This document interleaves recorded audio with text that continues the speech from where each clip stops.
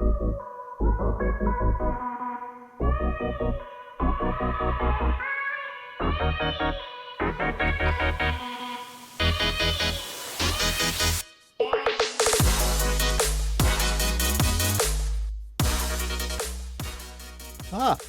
again, we're here. We're back, but we're going to try something with a little more structure today. As much structure as me and John can actually handle before, we get too lost and end up in banter land. But we're going to talk about something that I've kind of put out there, and I wrote something about 3 or 4 years about how I consume information. And it's basically how I read and what I take in.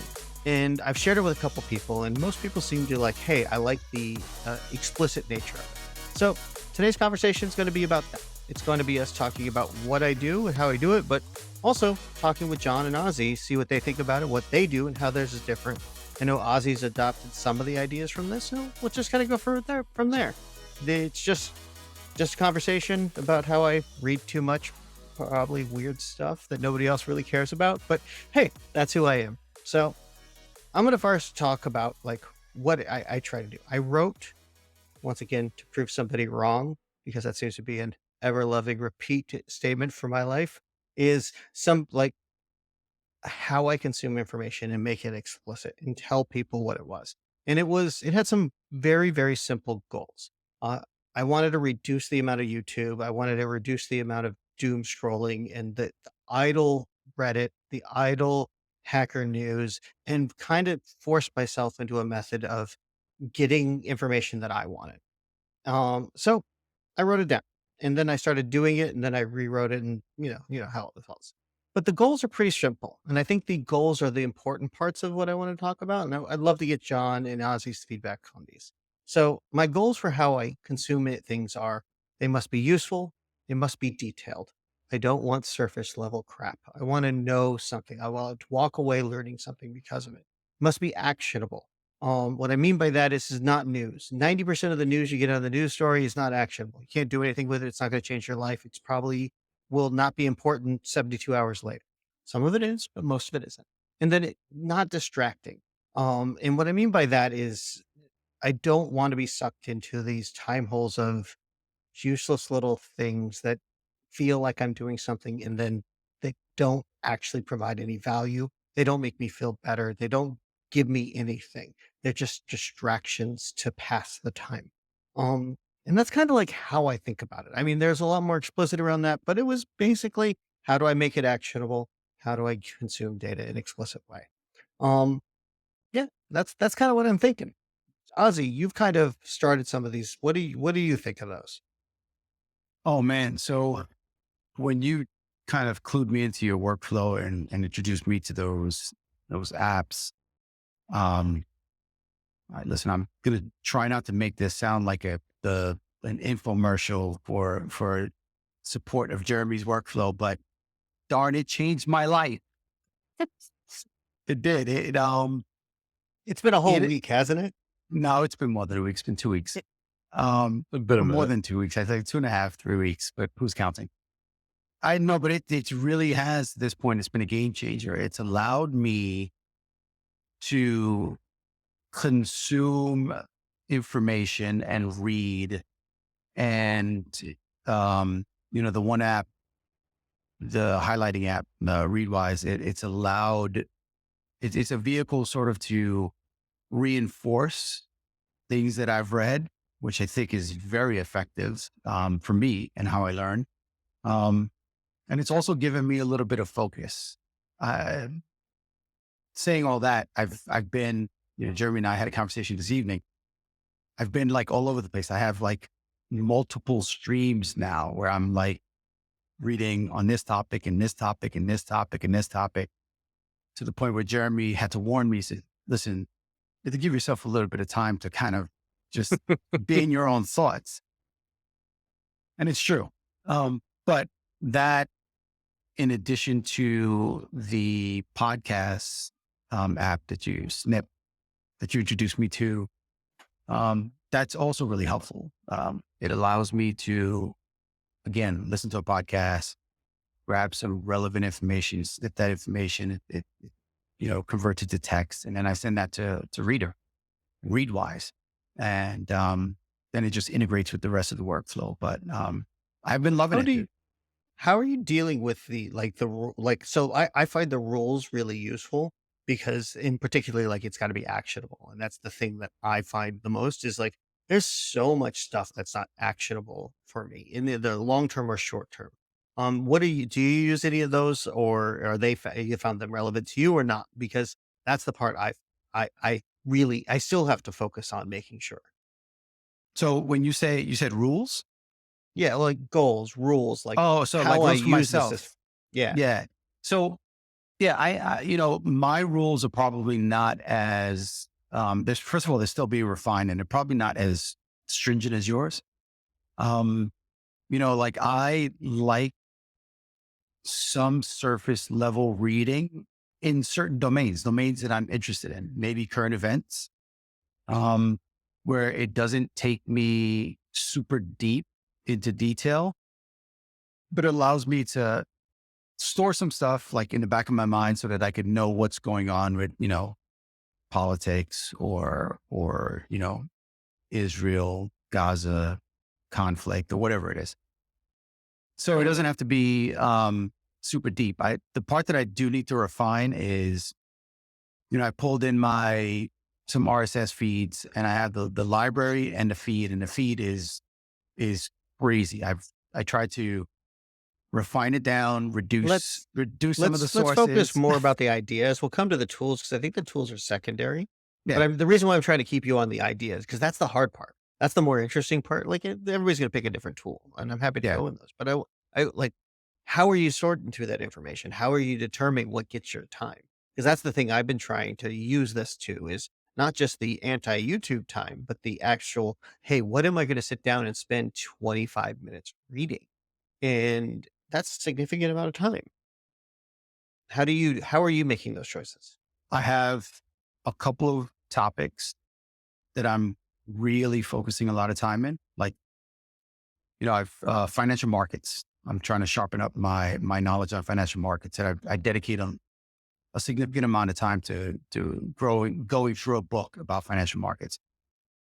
I got to say, everything after that, it's been all over the place. Like one of the things I think that's probably a detriment to me is that I just want to consume a lot of information, and that just makes it that like I spray like it's like a shotgun blast. Like I spray it very wide, and I haven't refined it yet, dude. I haven't Uh, refined it yet. So, where you have some specific rules, I probably have yet to still narrow down what I'm going to focus more on, besides like the financial markets book and a couple of other things. so, do we want to continue that, or do we want to move on to like the methods and the madness, and the ideas and the tools, or do we want to continue down this? Yeah, one thing that, I do wanna get to, and we don't need to talk about it now, but, uh, We're also polite with that. We yeah, don't have to that's talk true. about We it could now. talk about you know what? I do wanna talk about it right now. Perfect. No, but, like, Well, but for each of us,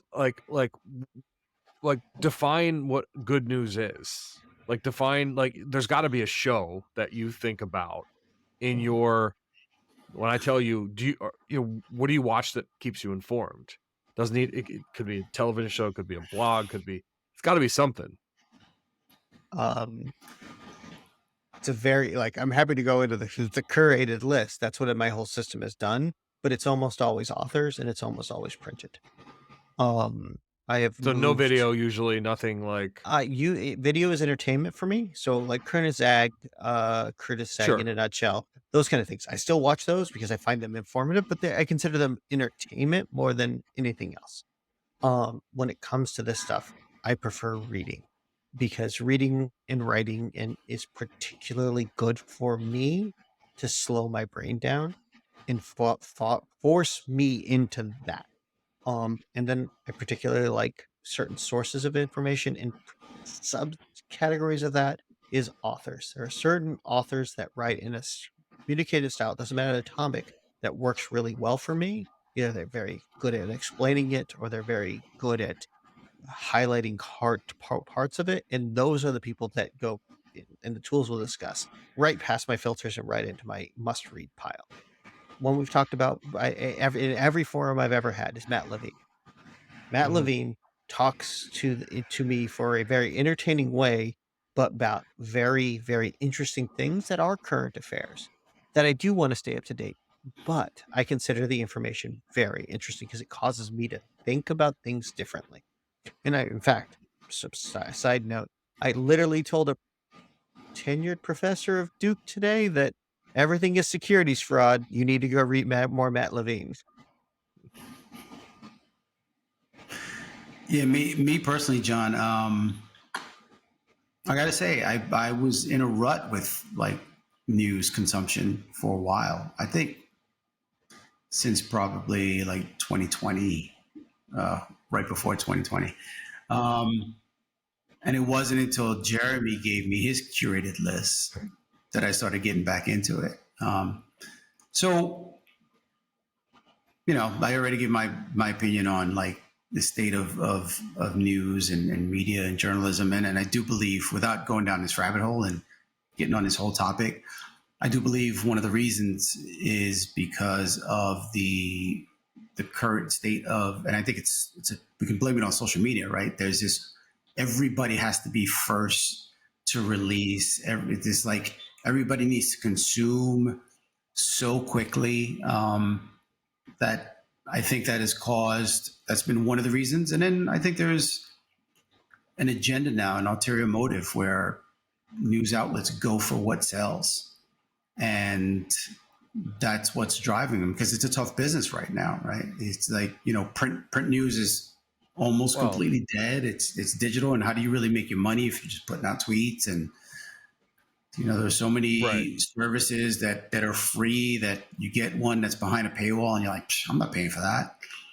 So it's a tough business to be in. So I understand it, but that has kind of watered down the quality of the product for me. And until I got Jeremy's curated list, I hadn't really been on top of news that much. Yeah, for me, it's definitely a mix of everything. I'll watch. I watch certain news programs. I'll watch, comedians, and there'll be things that I learned that happened through, something that they said. Um, Things like immediate news, something like a Gaza, the war there. Yeah, it's usually things that I'll pick up online. It's again from the sites that I list in the morning. I don't look at them throughout the day. At least I try not to. That's a whole separate other. Oh, yeah. But why don't we talk about the tools? Because I'm I want definitely to point out, interested. you do understand one of my major sources of current events is our chaos chat Oh, group. is it? Because I'm Yeah, sitting there posting it. yeah. Well, not only you, but there's a group of people Yeah. that if they'll post the big things, and that's probably my second largest source of current events outside of either B or like my wife.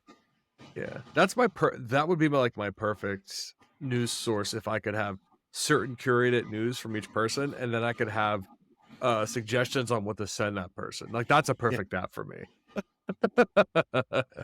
That's a great idea, actually. we can go into the tools because I think it would, but they've rejected that idea as a feature request. They don't want it to make it a social app.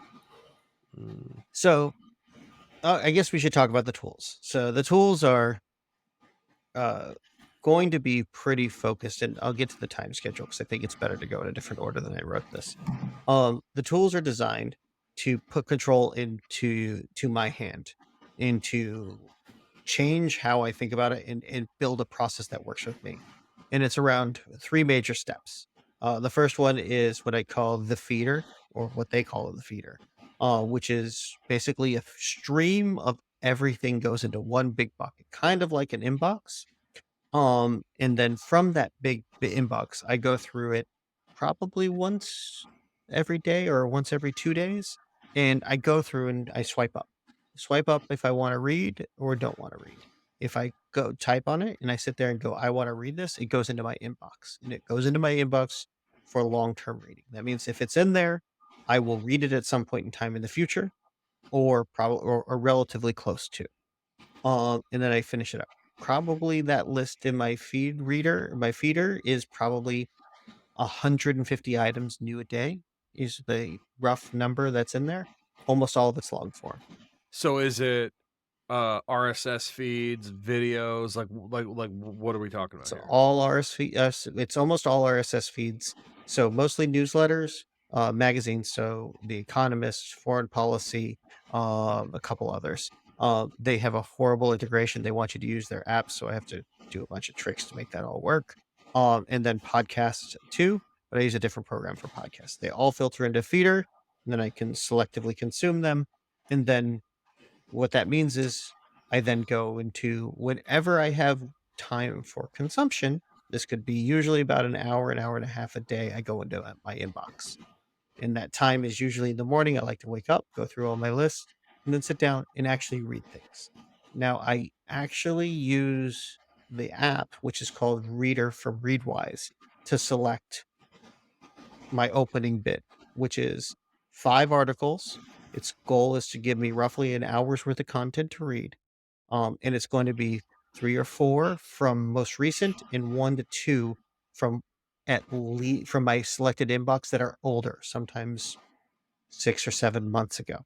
I don't care. I read every single one of them. And I highlight throughout the process. Everything I find interesting, I highlight in the app. I put notes, I put tags. Every single thing I find interesting as I pass it. What that then does is that just gives me my process of consuming information. And now every single highlight goes into Readwise.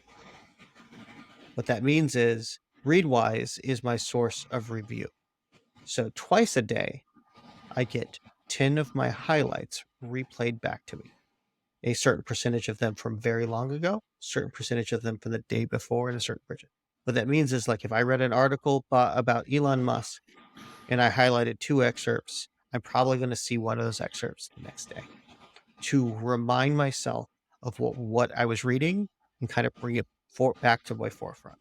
But I also probably read an article about, I don't know, somebody from 6 months ago, a book I was reading, Daniel Borstein, The Image. And it's going to show me another expert. Chapter 16 from Borstein, The Image, you highlighted, hey, and now this. And now this is a filler word telling you that news is blah, blah, blah, blah, blah.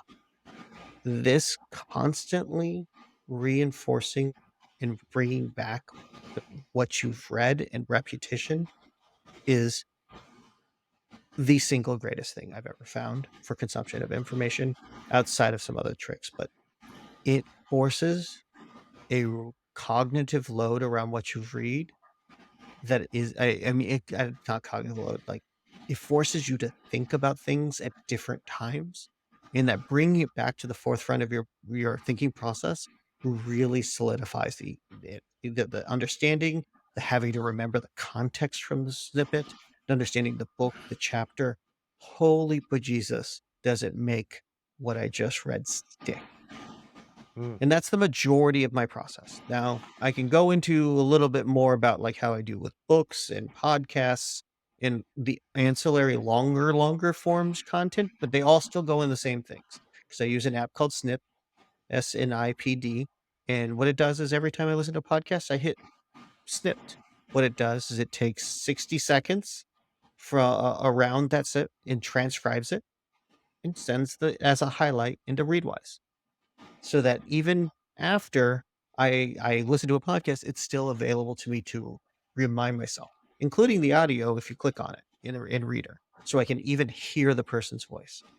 And I also do this for Kindle books. So Kindle books, for books that I really, really care about a lot, I'll do whisper sync and read at the same time, at normal speed. Consumption for reading and seeing is through the roof for me, but then I pause and I highlight the really important stuff, and then it all shows back up in Readwise. So that's my process as a whole.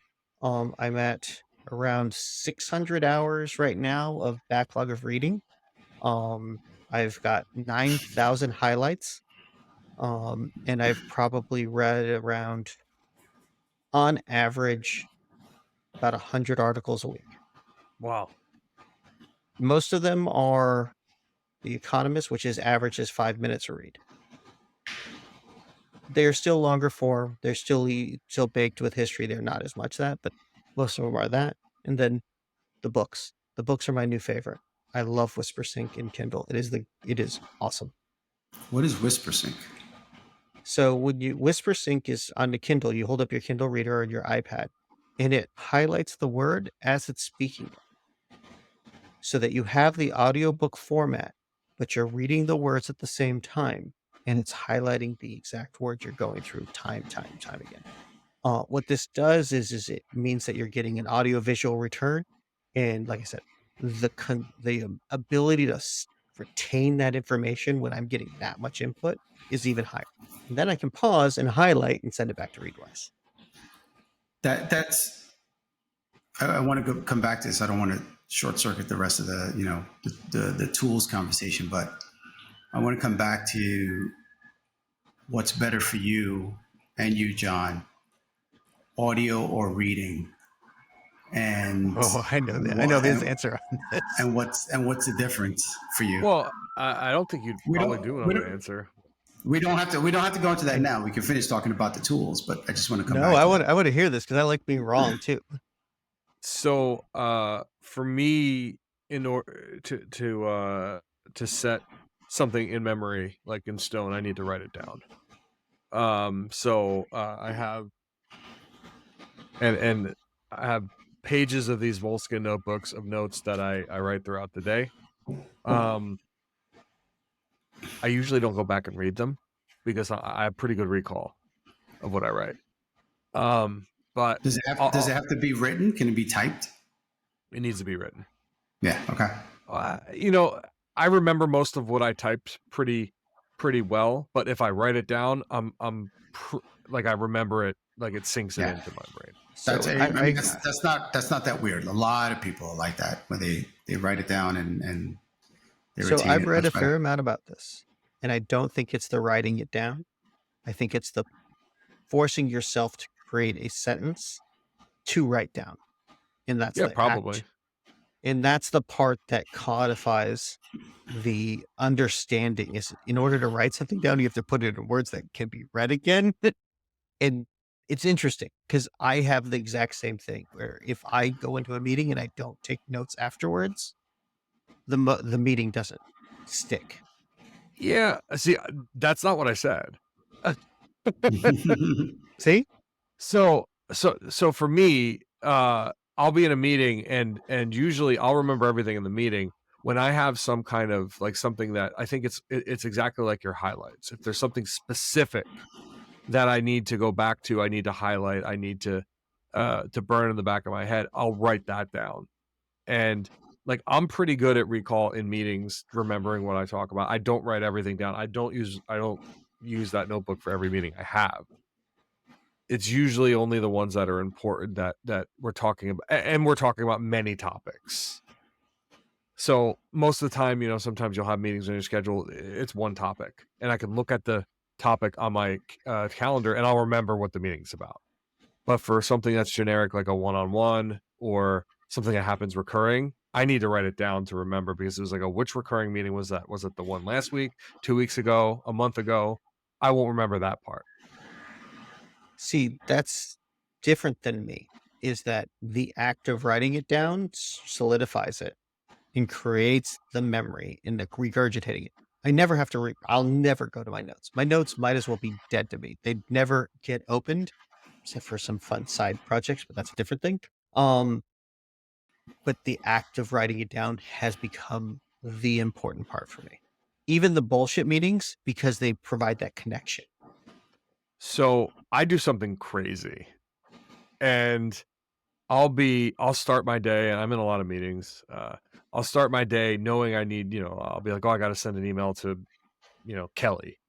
And it'll be if it's not in a thread, like if it's in a thread in my inbox, I'll answer it immediately if I know the answer, like kind of inbox zero type style. Just right. But if it's something I need to think about, I'll open that meeting window just like how inbox zero where you would snooze it or you'd put it in but for me, that window stays up. I got this, nice 39-inch, 42-inch monitor widescreen. That thing will stay up in the corner all day long.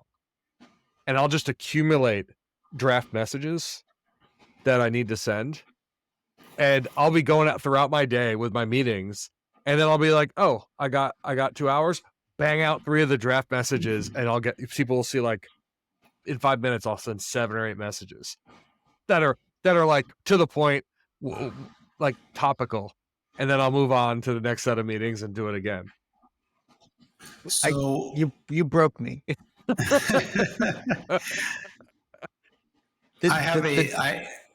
The process I was using was not similar, but with the meeting with the meeting invites, what I would do is at the end of the day, I would go back and look at all the meetings that I attended for that day, and then that would spark, a reminder to me.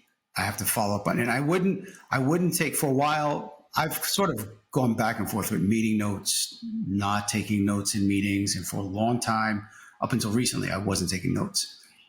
So I would go through the day or even the week on a Friday, go through the whole week and make sure that there was nothing that I've missed, that I had to contact somebody or set up a follow-up meeting.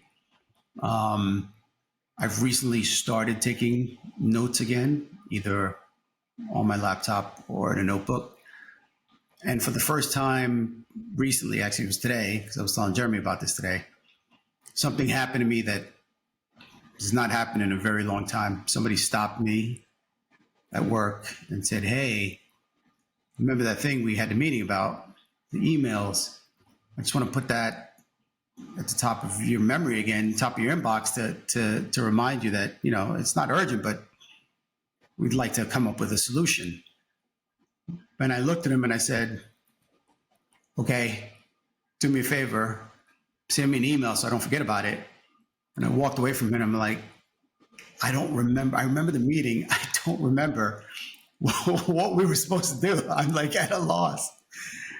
Something like that has not happened to me. I'm typically like you, John, like, my recall in meetings are really, really good. But now I think I'm getting to the point where the circuit breaker is, is close to tripping. So I think the notes are really important for me. And similar to both of you guys, I take notes. I don't read them again. I don't go back to them. But it's good so that I take them on my laptop a lot. I use OneNote, and it's good because you can search on a keyword, go back and find something very easily. So it's accessible and it's there for me if I need it, but I don't go back and review them. So yeah, my notes definitely, I'll go back and read them usually like at the end of the day, because I'll write in there like send an email to this person, right? And I'll write notes, and sometimes I'll even go back if I have to reference them later. But sometimes it's definitely just stream of consciousness. Yeah.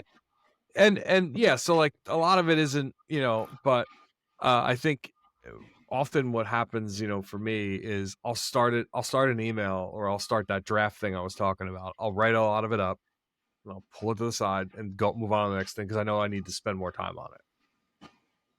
So and I work on it throughout the day too sometimes. You, like I said, broke me in every way. But your faith in computers for somebody that's worked in so long, that is a level of faith in a computer that I don't have. I'm going to put a giraffe in a window there. If it goes away, I'm screwed. Do your drafts auto save? Oh yeah. Oh, of course. Yeah, so it's good. But again, like remember, anything that's immediate, if I can answer it in like 2 or 3 minutes, I do it. Like I answer it immediately. But it's for the things that's like, I got to think about this. It's bulleted point. It's sending to a customer. I'm like, I'll stick it over there. I'll do it in a little while. And I do it throughout the day. Just bang through them. It's like batch mode. Usually, and this is what's going to break Jeremy's brain, I'm listening to a podcast while I'm writing those emails.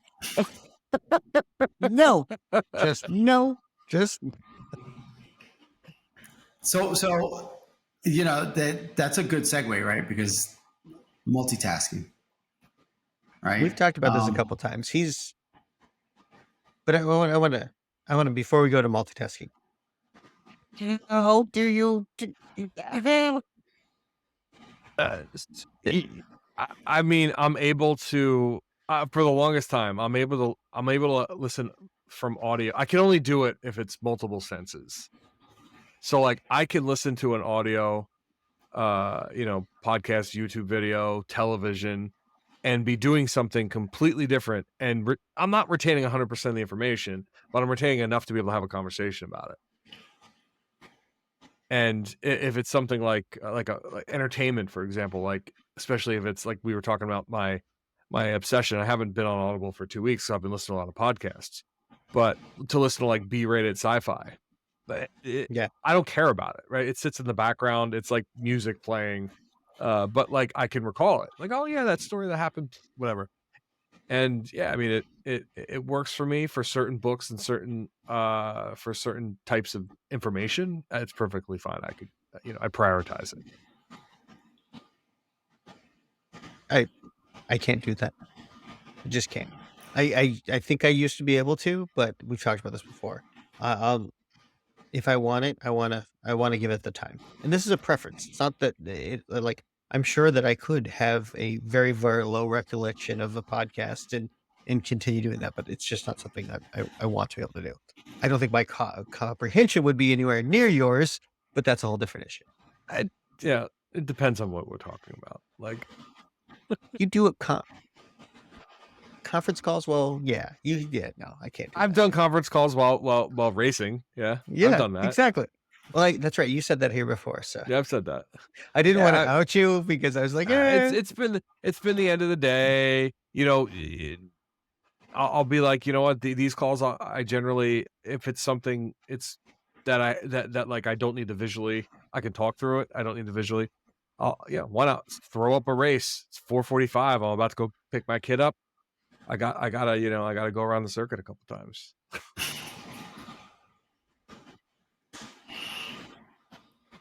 There are things that you can't do it. That, you have to spend 100% your focus, in incident management, things like that. Yeah, I absolutely am not multitasking during that. thank you. Yeah. There's definitely the things you can have one thing that you really have to focus on and care about, and one thing that's just like background noise, and you don't really have to retain it, right? I think Jeremy's point is I'm going around tracks, pretty quickly. He beats me at racing. I now think he beats me at racing well on a conference call. So there's also the humbling aspect behind that at the same time. Well, there's also that's why you can't understand it. You're like, there's a dirty little secret that Jeremy, you don't know, is that every time we've raced, most of the time, it's been either drinking or on a gummy. So, no, I figured. I am a lot better. I'm a lot better when I'm not. I kind of figured that. But the thing with the thing with multitasking is that for me it just feels like I don't know, I've grown up with kind of just having multi-sensory inputs, right? If you told me that I'd have to read 3 things at the same, it's not going to work. But this is something that, like, the interesting thing is I can read in parallel 4 or 5 books. Now, I mean by that is I'm not only ever actually reading one. Oh, of course, but you mean you could be in the middle of one, go to another one. I can be reading Borstein. I can be reading then a treatise on history or whatever. I can read 4 books no problem at the same time. My wife is like, what are you doing? Finish the fucking book and then move on. Because she's even more of a single tasker than I. I've never tried that.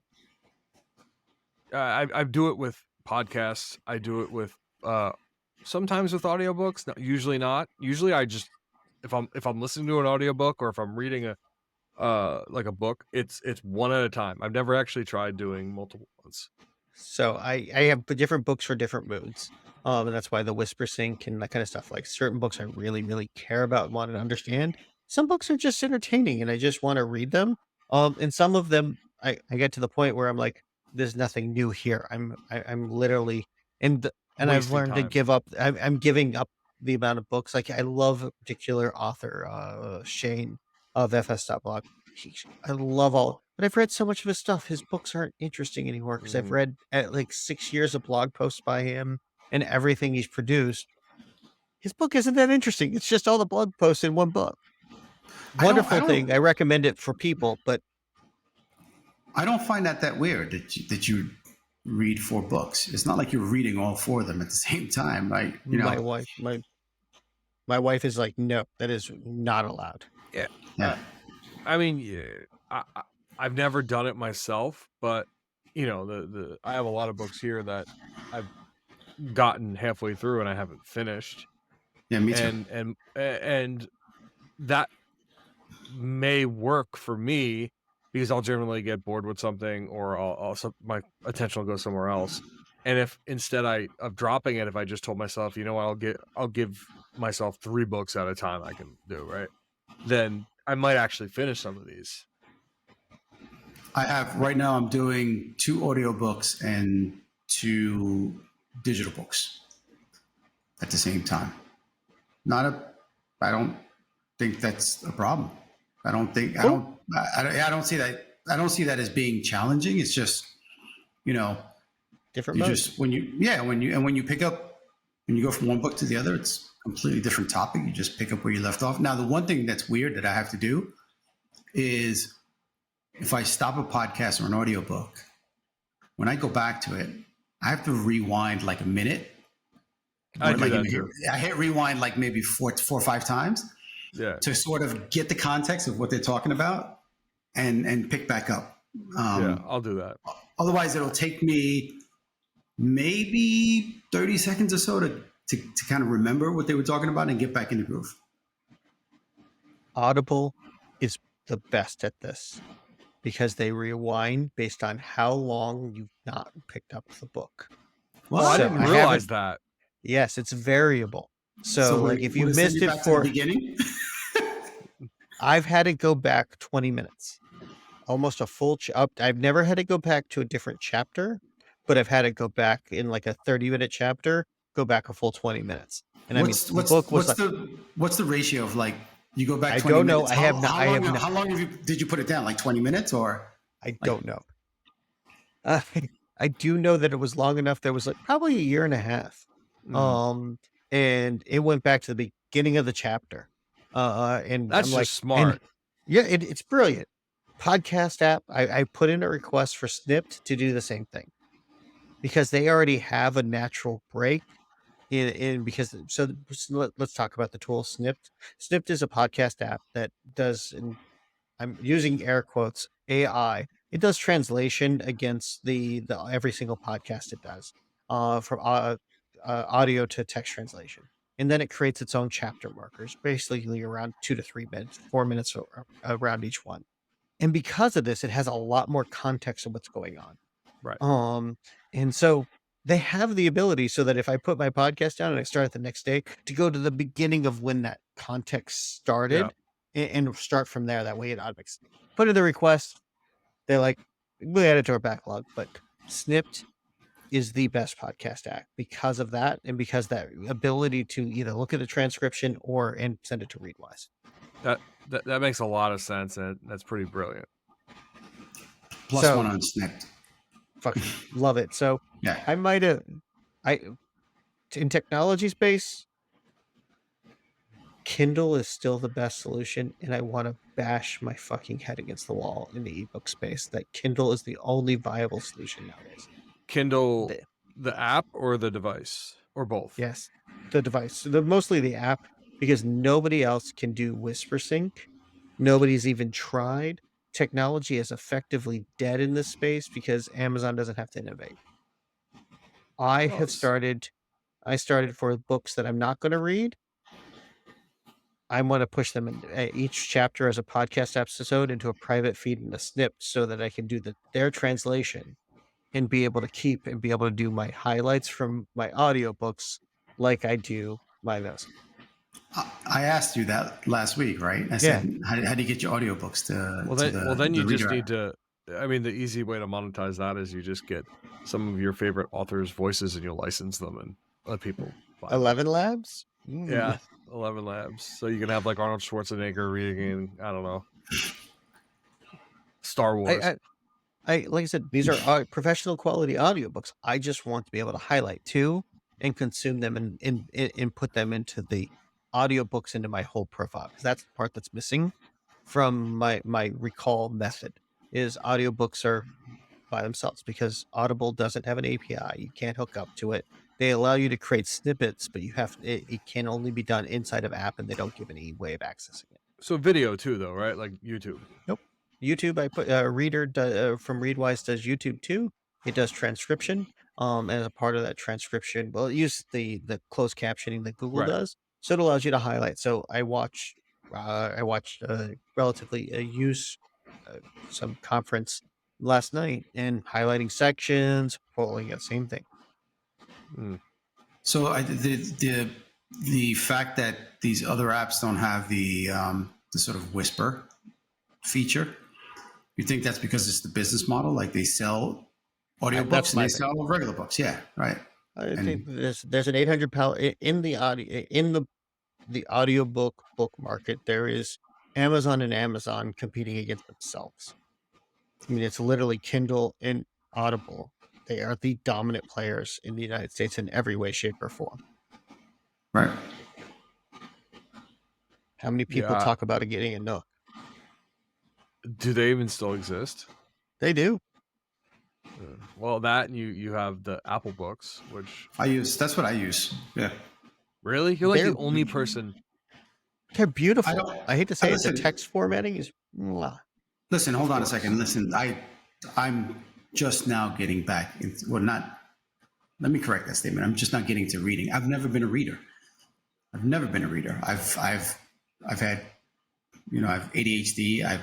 That's been a challenge for me my whole life, which weirdly enough has affected my multitasking. I used to be able to multitask very easily. Now that I'm on the medication, I can no longer multitask. I can no longer multitask. It's like I'm pretty sure I have ADHD. Yeah. I've been diagnosed. I mean, I literally was diagnosed at 13, 14. But I can read now, and I was just telling Jeremy recently, like, over the last 2 weeks, I've read more than I've read in such a long time. So yeah, I use Apple Books just because it was convenient. I'll try Audible or something else for some of the other features. Kindle is really good for the whisper sync. Not every book has it, but basically it's Audible. Hey, and it's an upsell. I buy the Kindle book, and then it's a $4, $7 upgrade to add the audio on top of it. Yeah, that is a pretty good hustle there. Yeah, I pay for the Audible Gold or whatever, where it's however many books a year, and then throughout the year I just buy more credits. I'm almost done with this. It was for a while they were selling $20 for 3 credits or 4 credits, but they didn't give you a limit. They didn't give you. It was like the only sale I ever saw. I spent like $190 that night. Yeah, I'm still at like 15 credits left. Is there a way to tell how many books you've read in Audible? Yes, there is a stat in Audible. I've looked at it. You crushed me. I probably don't want to know it, right? Badge collection, listening level. I've achieved master.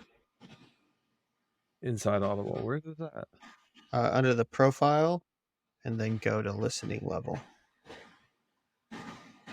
So my total listening time is 1 month, 15 days, 8 hours, and 47 minutes. Is that on the website or in the app? In the app. Oh. Where do you go to see it? Because I want to get a laugh in the Audible app. No, I just opened the Audible app. Settings. Mm-hmm. Then listening level and listening time. That's not as much as I thought it would be. I'm on. I haven't been using this, so right now I'm probably rated as like second grade level. second I grade know. level for me. You did 21 hours in a month sometimes. Yeah, John. there's no way this is correct.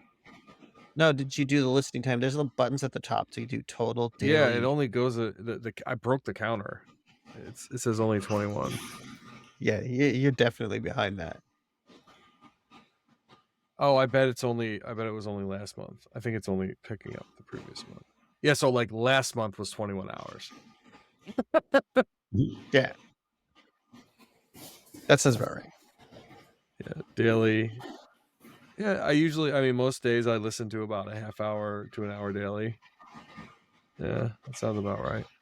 I think we're kind of wandering off a little bit. We are Right. wandering. Do you guys want to kind of close it down?